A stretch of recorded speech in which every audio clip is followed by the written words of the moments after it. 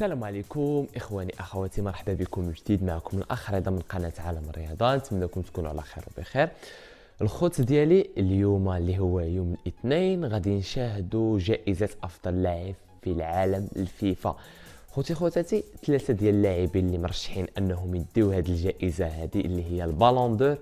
المرشحين هما ليونيل ميسي وكريم بنزيما وكيليان مبابي.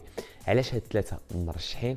نهضروا على ليونيل ميسي بطل العالم اللي فاز بكأس العالم قطر 2022، وايضا كريم بنزيما فائز بدوري ابطال اوروبا 2022، وكيليان مبابي وصيف كأس العالم اللي وصل النهائي، وصل الفرقة ديالو في النهائي كأس العالم امام الارجنتين. وشاهدنا ايضا تألق كيليان مبابي في النهائي كأس العالم قطر اللي سجل ثلاثه ديال الاهداف، جوج الاهداف في المباراه وهدف بيلانتي في ضربه الجزاء.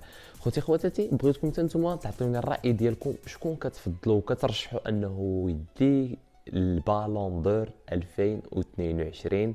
واش ميسي ولا كيليان مبابي ولا كريم بنزيما؟ انا كنفضل وكنرشح ليونيل ميسي، حيث هو اللي دا كأس العالم قطر 2022، وكنتمنى حظ موفق لعشاق كريم بنزيما وايضا كيليان مبابي. بغيتك انت او انت تهود التعليق وتخلي لي الراي ديالك، شكون كتفضل او كترشح يدي بالون دور، ميسي ام مبابي ام كريم بنزيما؟ خوتي خواتاتي، كنتسناكم في التعليق وشكرا لكم جزيلا، وتهلاو لي فراسكم، ونشوفكم في فيديو ان شاء الله. السلام عليكم ورحمه الله تعالى وبركاته.